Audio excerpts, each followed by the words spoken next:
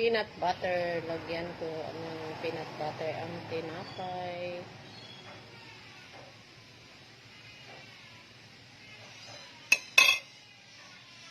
Kain tayo.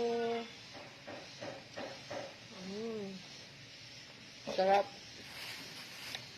Yan yung sarapan.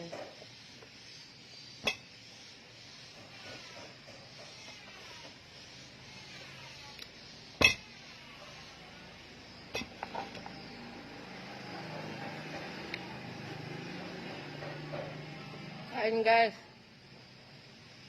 Saka kape ah. Ang sarap.